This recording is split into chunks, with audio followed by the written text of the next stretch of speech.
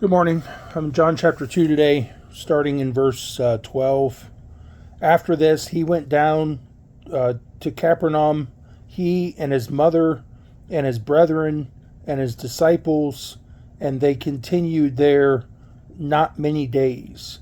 And the Jews' Passover was at hand, and Jesus went up to Jerusalem and found in the temple those that sold oxen and sheep and doves, and the changers of money sitting.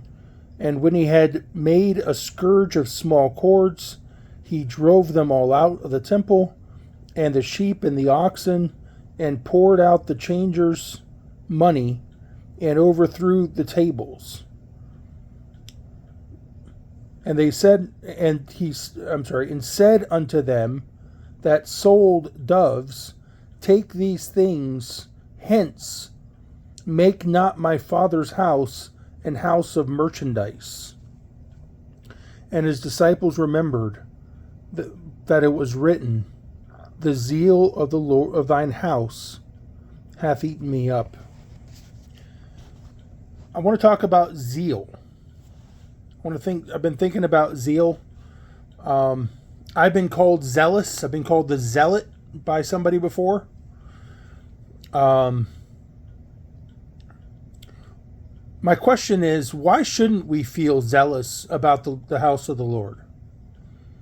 Why shouldn't we feel zealous about the book of the Lord, the Word of God? Why shouldn't we feel zealous about our faith? I'm just asking the question because Jesus was zealous. Jesus was, he defended this faith consistently against Pharisees, mostly against Pharisees. But he lived the faith, he defended the faith, and he did it with all his heart and with all his compassion, and he did it zealously. Why shouldn't we be the same way? Why do we walk into a church that sells coffee? Not my church personally, but we walk into a church that sells coffee, and people have coffee cups and things like that in their sanctuary, and we think this is normal. Why do you walk into a church with people wearing jeans and t-shirts that are members of the church on a Sunday morning and think this is okay? Is God worthy of our best? Is God worthy of the best of our time, the best of our clothes, the best of our money, the best of everything we have? Isn't he worthy of that? Shouldn't we be zealous of the things of God? Meaning things like our marriage, our children, our church, his word. We should be zealous over these things. Because these things need to be, God can protect his own stuff, but we should live as if it really means something to us. Jesus walked into the temple and saw these oxen and doves and sheep and things like that, and he got mad.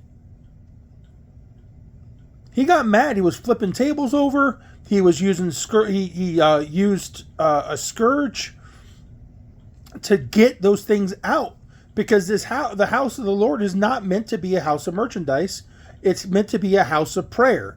If you look in the other books, Matthew, Mark, Luke, and Luke, it talks about this very incident, and he says, "My Father's house shall be a house of prayer."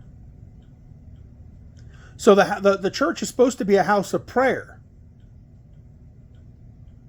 Your marriage is supposed to be sacred. It's supposed to be a covenant, a vow that you made to not only to your spouse, but to God. Your children are a heritage unto the Lord. All of these things matter. We could talk about, well, they don't really, so what? What do you mean, so what? You're going to live maybe 100 years on this earth.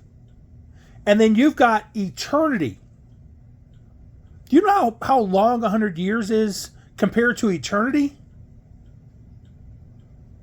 You've got eternity to either live in heaven with him or in a lake of fire. To be writhing in pain for eternity.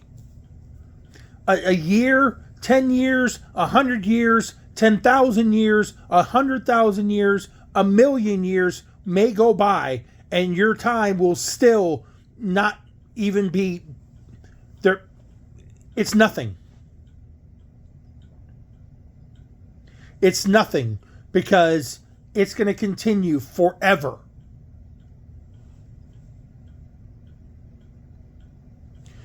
So yeah, we should be zealous. We should be jealous too over those things. God certainly was and is. But we should be zealous over these things. We should vehemently defend these things in our lives. And if we're not zealous over God, and we're not zealous over the things of God, don't think for a second that devil won't take advantage of that. So I'm going to stop it there. I love you guys. We have these bracelets that say, what would Jesus do? Well, there's one thing Jesus would do. He is zealous over the things of God.